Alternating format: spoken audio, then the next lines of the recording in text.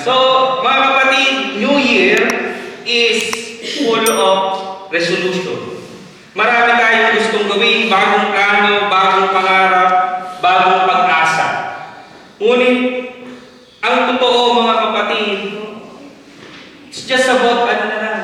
Tayong mga Pilipino, di ko ba alam bakit ang dami natin mga tradisyon. Alam niyo ba yung Ningas Hugot?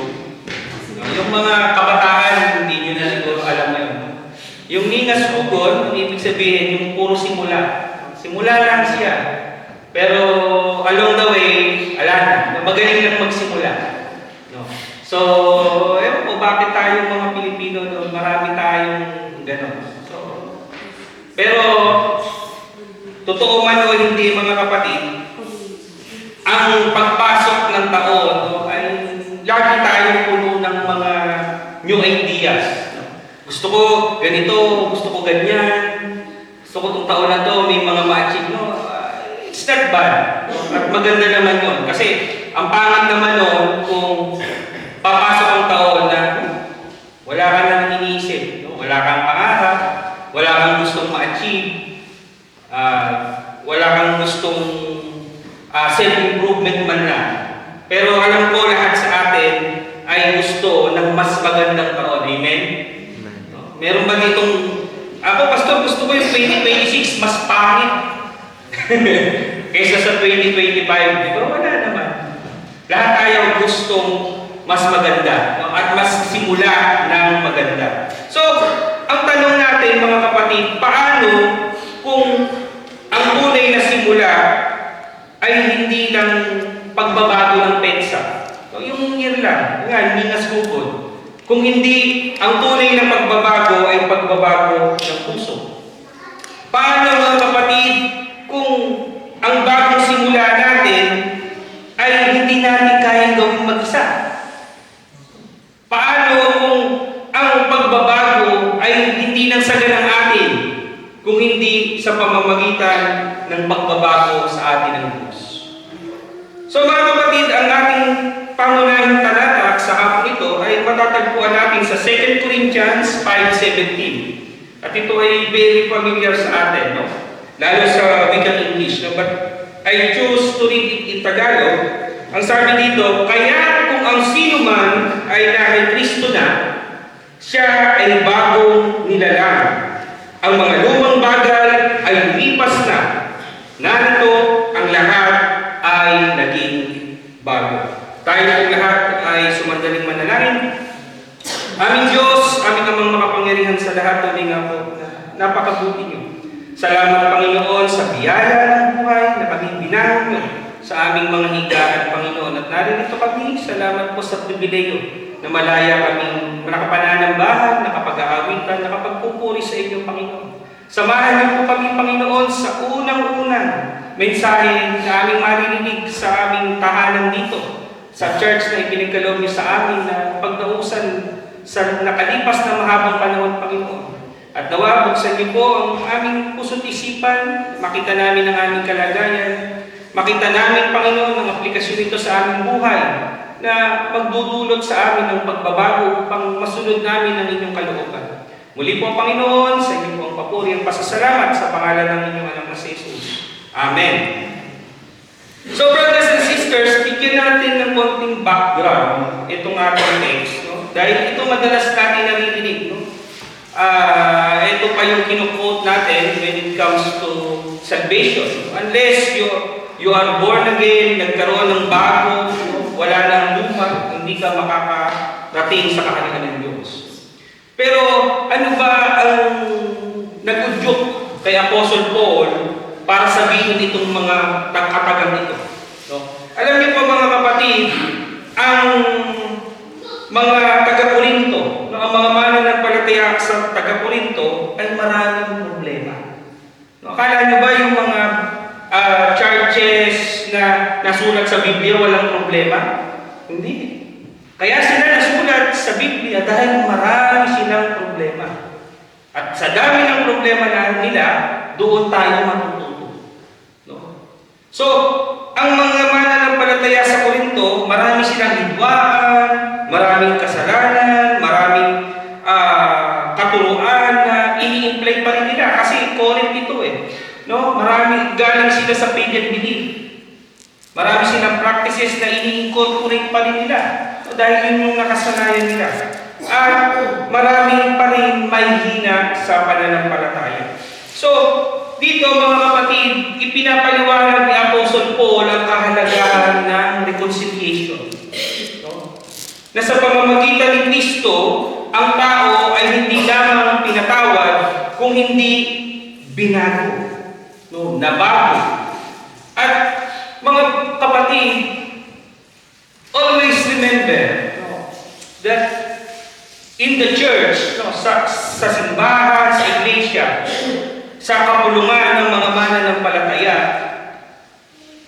napakahalaga po ng pagbabago. Kasi, imagine, kung matagal ka ng mananampalataya o itinuturing mo ang iyong sarili bilang mananampalataya, pero you're doing the same old thing. No? Mo, 10 years ka nang umaattend ng church, no? Nadagdagan ba yung kaalaman natin? Meron ba tayong na-sharean? Nabago ba yung pag-uugali natin? Nakilala ba? Iba na ba yung pagkakilala ng tao sa atin? So, kung wala ang mga ganitong senyales, mga kapatid, there is no change. No? Kaya napakahalaga po ng pagbabago. Yung sinasabi natin na once we are reconciled with God, we have the peace of God. No? Yung wala na tayo, pinatawad na tayo. Kaya dapat doon, kapag naayos na tayo sa Diyos, magkakaroon na ng pagbabago. No? Towards others, at especially pagbabago ng ating mga puso. No? Ang salitang bagong nilalang ay hindi po improvement.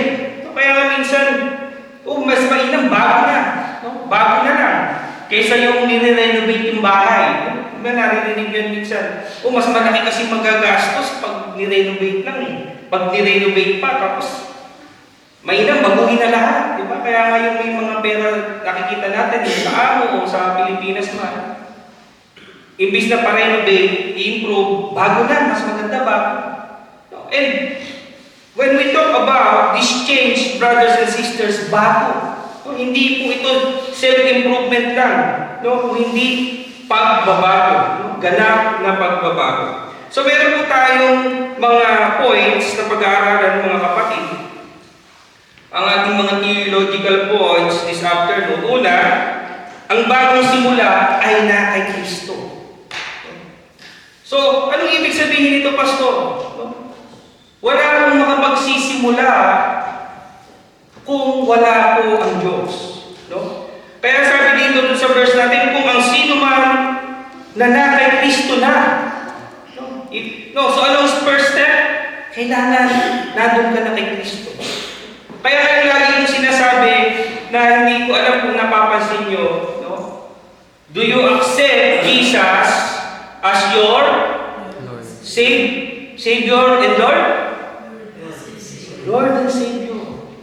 Kasi bago ka ma-save, bago ka niya i-save, kailangan maging Lord mo muna. Maging Lord muna natin siya. Kasi baka gusto natin salvation agad eh. No, wala kang maririnig na do you accept Jesus as your Savior and Lord. Hindi po, Lord muna. Kasi bago magkaroon ng saving sa atin, kailangan magkaroon tayo ng total surrender, total commitment sa Kanya. No? Kaya yung simula natin mga kapatid, we must have this lordship. No? Alam niyo po, ang religion is a relation. Minsan kasi nami-mislead tayo, no, ang daming mga religion. Bakit ba, Pastor, ang dami-daming religion sa mundo? Pero isa lamang ang daan sa kaligtasan. Kasi akala nila, religyoso ka na, maliligtas ka na. Hindi po mga kapatid. Kailangan po ng relasyon. At ito pong pagbabago ito ay hindi po ito magagawa kung wala tayong relasyon. At ang tanong, sino na ba tayo ngayon? O sige, do you accept Jesus Christ as your Lord and Savior? Sige, yes. sige, nandun na tayo, Lord. Doon na tayo sa Lordship. Ang tanong, mga kapatid, how is our action? Paano na tayo? Sino na tayo ngayon? Pinaninindigan niyo ba na siya na yung Lord natin?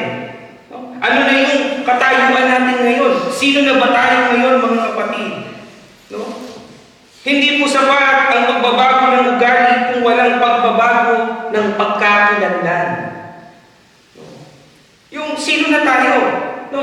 Kung tayo noon ay at war with God, kung tayo ay hindi pa mananampalataya, no? Ngayon ay tinanggap natin si Kristo bilang Diyos at tagapagligtas, sino na tayo? Ang sabi po doon sa John 1:12, tayo ay naging anak ng Diyos sa pamamagitan ng pananampalataya kay Kristo. So, brothers and sisters, today, diyan sa kinatatayuan mo, kinauupuan nyo, ako lang pala nakatayo. Masasabi nyo ba na this year, na ngayon, or last year pa, na tayo ay mga anak ng Diyos? Umakto ba tayo noong 2025 na tayo ay mga anak ng Diyos? O anak pa rin tayo ng sanlibutan? So, mahalaga mga kapatid na sa pagsisimula, alam natin ito. So, we cannot love both words, brothers and sisters. Kaya nga, alam nyo, mga kabataan, ito yung pinakamahirap sa part nyo eh. No? Yung namumuhay kayo bilang kabataan, no, nasa church, believer, pero pagdating nung nasa school kayo, may mga friends kayo, lagi kayo nagbabalanse. Ano ba? Ito ba ako? Sasama ba ako dito? Sama ba ako dito? Sama ba ako dito? Dito ba ako sa church? O hindi ako ano? Diba? Ganun ang kalagayan ng mga kabataan. Ito namang mga matatanda na may gulang na, dito lang yan. Ganyan lang yan. Wala nang paki. Umunlad man yan, o ano, ito lang. Minsan, masyado na tayo komportable. Hindi na nga ako nakikisama, pastor, yung mga friends ko dito lang sa church, pero hanggang nun lang tayo. Wala na naman tayong effort. So, brothers and sisters, na-perform ba natin? Nakita ba sa atin yung pagiging anak ng Diyos? Maraming aspeto to, no? At mahirap. Pero, ang magandang makita natin, do you act one? No? Kasi baka mamaya, kung kasama natin, ganun din tayo eh. No? So, meron tayong identity. No? Na once you believe, once you accept Jesus Christ, I'm a son of God. Anak ako ng Diyos. At kung ako anak ako ng Diyos, aakto ako bilang anak ng Diyos. Diba? Hindi ako makikisama, pero hindi makikisama. Alam mo yung mga limitation, alam mo yung mga do's and don'ts. Diba? So mga kapatid, because of that identity, meron tayong bagong simula dahil anak ka na ng Diyos. Amen? So point number 2, ang Diyos ang gumagawa ng tunay na pagbabago. Alam niyo ba, napakahirap magbago. Taas ang kamay. Nag-agree. Ayan, si Jeep. Nauna si Jeep. Feel you, bro. Totoo, talaga. Ang hirap magbago, mga kapatid. Minsan, hindi ko alam kung dumating sa punto ng buhay niyo yung mga ganitong reflection. O kasi, madalas na nararamdaman ko to every time na I feel down. Pero siyempre, nandun yung grace of God. Paano ba talaga ako? Ano ba talaga ako? Ganyan. Minsan naku-question natin yung ating mga sarili. Bakit ganun pa din? Bakit ganun pa din? No? Ang ating mga reaction to the events, no? Ganun pa din. But, brothers and sisters, the truth is, hindi po natin kayang magbago ng sagana natin. Kaya nga ako nalulungkot doon sa mga Christians na they believe that they don't need a church. Hindi na naniniwala yung mga ibang mananampalataya na hindi nila kailangan ng iglesia. Na sapat na yung sila ay believer. Na sapat na yung may pagkakilala sila, gumagawa sila ng mabuti. Basta they believe in God, sapat na. Pero mga kapatid, alam niyo ba, the barometer o ang mga magsasabi na nagbago ka ay yung mga tao sa paligid mo. At paano mo malalaman na nagbago ka na kung wala kang pakikipagkapwa-tao? Diba? So, we need each and every one. And we need to encourage one another. Sis, magbago ka naman. Gano'n, o kaya, bro, kunting naman, o kaya, mararamdaman natin yan. So, hindi na nagbago ka naman. No? Wala, hindi mo ma-assist ang sarili mo kung lagi ka lang nag-iisa. Diba? So, napakahalaga po ng pakikipagkapwa. At especially the church, yung fellowship. Kaya sabi ng Biblia, iron strikes iron. Minsan sa quotation natin narinig, pero hindi biblical po yun, mga kapatid.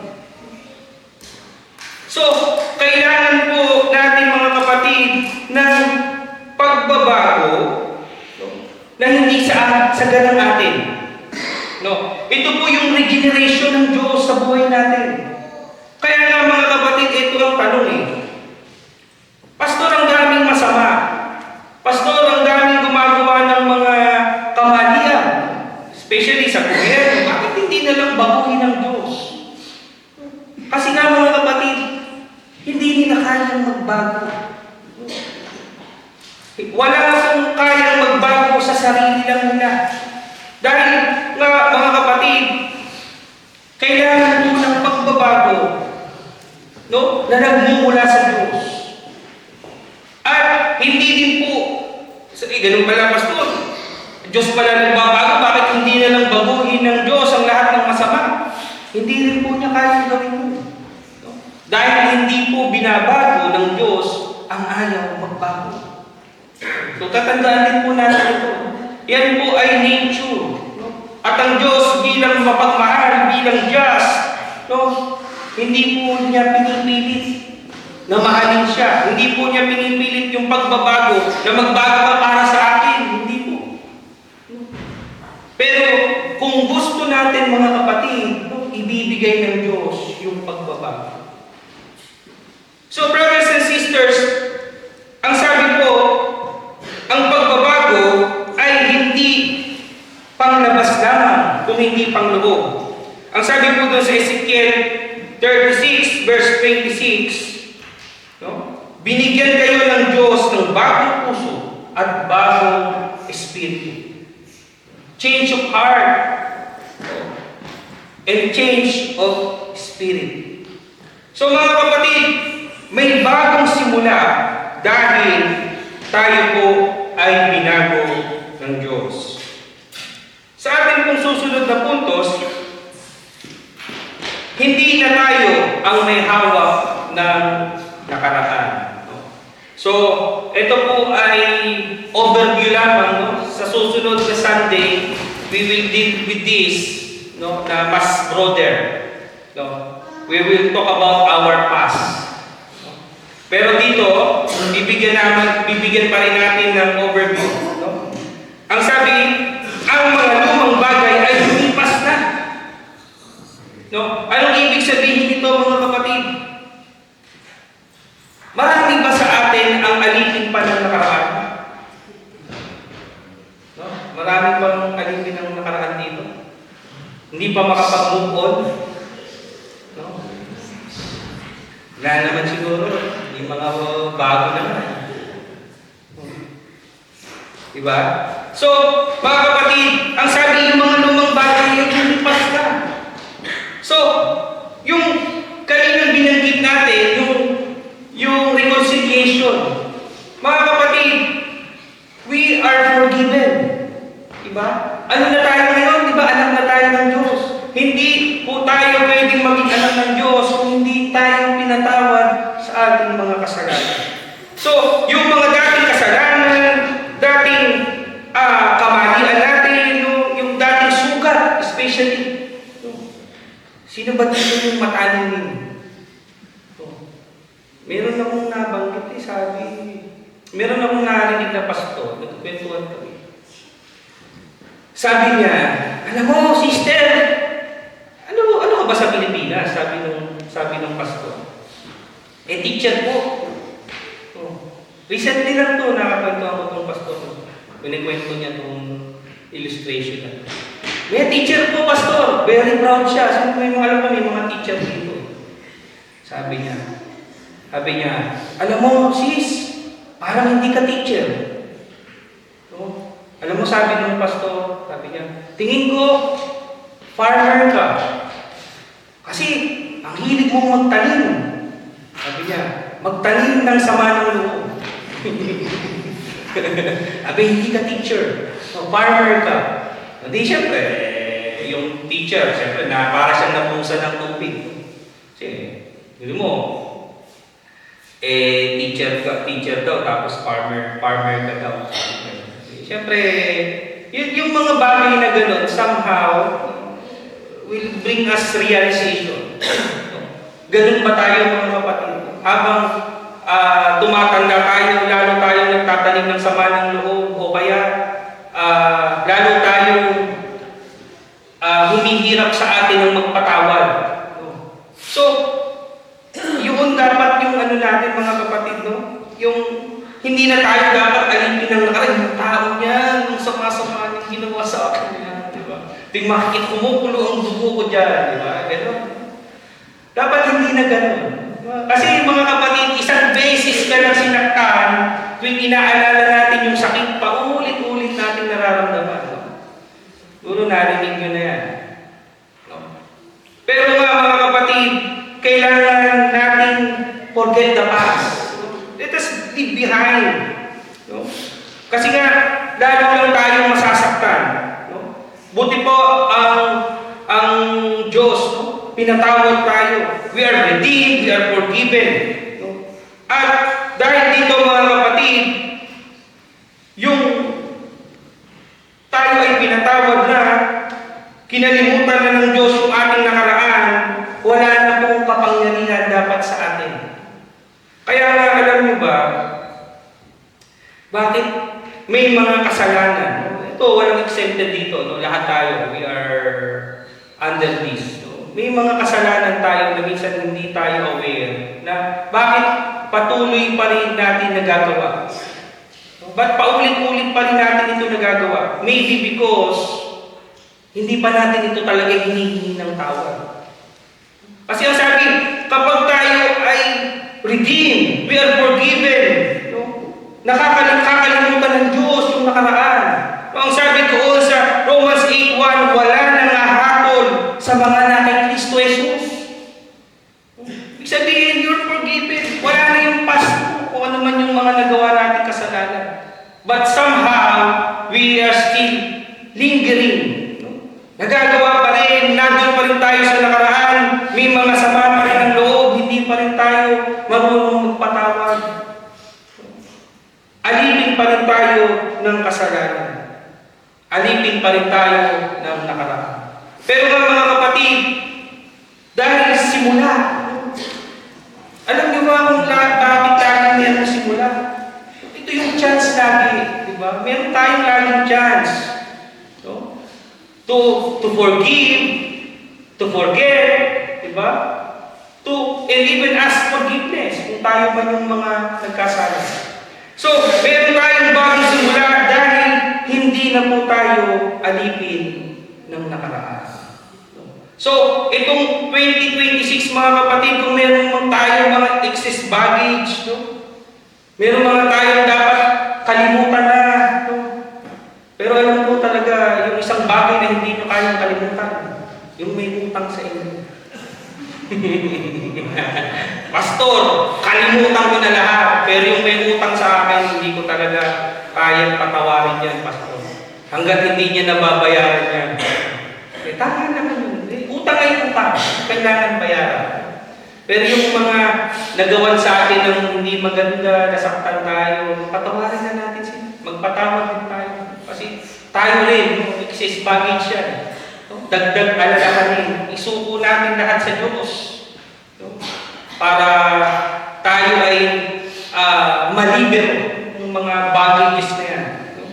So yung pang-apat natin, ang bagong buhay ay isang patuloy na proseso.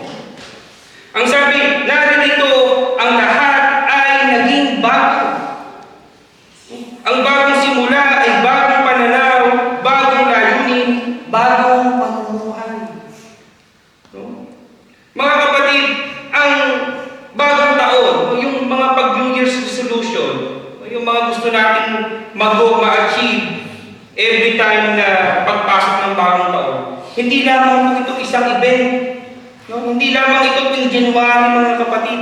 Kung hindi, ito po ay araw-araw. No? Dapat ang mindset natin, araw-araw, ay merong dapat na pagbabagong buhay. No? Kasi, pag hindi po ganun yung mindset natin, pagdating ng February, nakalimutan na lahat ang goals ng January, di ba? Nakalimutan na lahat. Pero mga kapatid, kailangan po ito ay patuloy. Ito po ay isang proseso. Kaya nga sabi natin, relasyon eh. Paano ba tayo makapagrelasyon? No? Pag may kainom kayo, may boyfriend, girlfriend, di ba?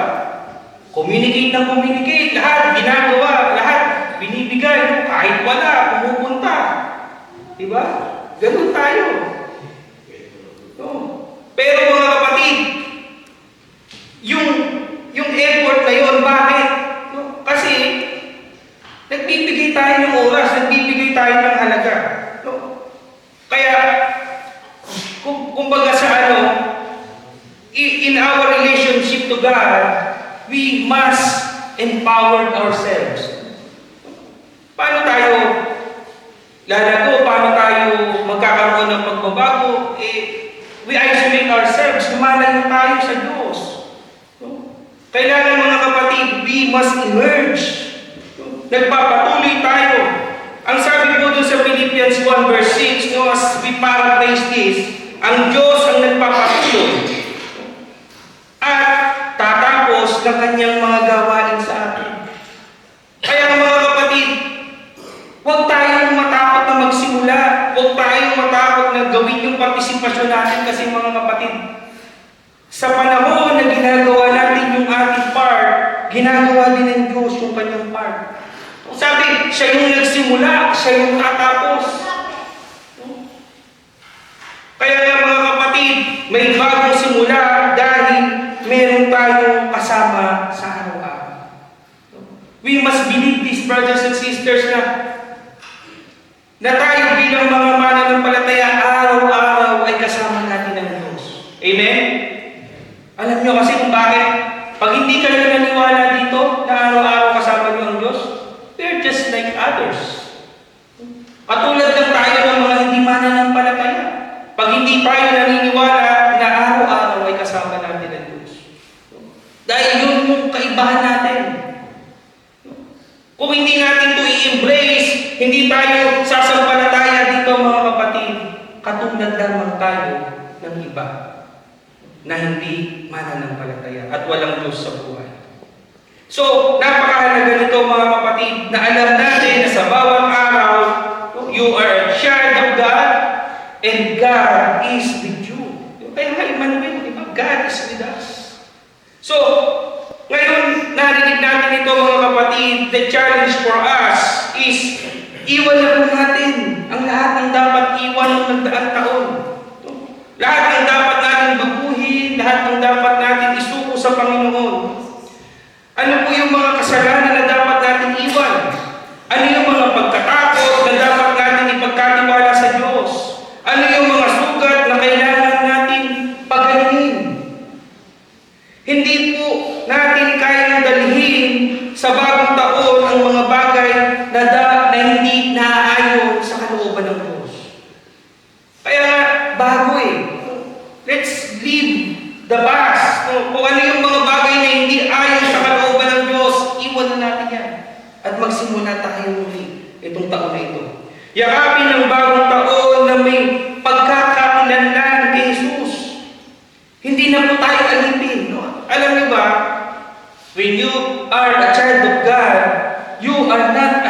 remove sin. No? Kaya nga, kung patuloy pa rin tayong nagkakasala, mga kapatid, no, doon sa mga bagay na hindi nababago sa ating mga buhay, something's wrong. Tinubos na tayo ng Diyos, meron na siyang bagong layunin sa atin. Kailangan natin mamuhay ng naaayon sa kalooban ng Diyos. So, pangatlo mga kapatid, i-align natin yung mga plano natin ayon sa plano ng Diyos. So, ang sabi doon sa Kawikaan 16:3, ipagkatiwala mo sa Panginoon ang inyong mga gawa. So, ipanalangin natin yung mga plano. Alam nyo, minsan baka mamaya ang mga plano natin ay hindi natutupad, laging sablay, baka kasi hindi natin sinasama ang Diyos sa ating mga plano. Hindi natin sinasama ang Diyos sa ating mga desisyon. And especially brothers and sisters, no, kung tayo nagpaplano, puro na lang sa atin, how about our service to God? No? Pinaplano ba natin na unahin natin siya? Pinaplano ba natin na I will give more time to God o puro sa atin? So brothers and sisters, this year we must learn to prioritize God. Pangapat, mamuhay tayo bilang mabuting patutuo. Ang mundo ay naghahanap ng pag-asa. Nakita nyo, pasama ng pasama ang mundo, mga kapatid. Ang buhay na binago ni Kristo ay isang buhay na sermon. Ito ay isang buhay na patutuo. Hayaan po natin na ang salita, kilos at pamumuhay natin ang magsabi na may bagong simula tayo kay Jesus. Oy, si kapatid, ibang-iba na. Ibang-iba na siya. Hindi na siya katulad ng dati. So brothers and sisters, ang bagong taon ay hindi po ito garantiya. Ay, pastor, year ko ngayon. Sino ba ang year of the horse? Year ko ngayon, pastor, parang po maganda magiging taon. Hindi po ito garantiya na maganda ang magiging taon natin, mga kapatid. Pero mga kapatid, hindi man po ito ang garantiya na magiging mas madali ang buhay natin ng taon nito.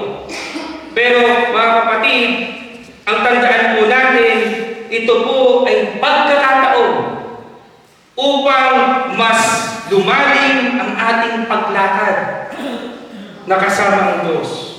Ang tunay na simula ay hindi po yung kalendaryo. Ito po ang relasyon natin sa ating Panginoong Jesucristo. At kung tayo po ay nasa Kristo na, meron tayong bagong buhay, meron tayong bagong pag-asa, at meron po tayong natitiyak na bagong simula. Sa pangalan ng Ama, ng Anak, at ng Banal na Espiritu. Amen.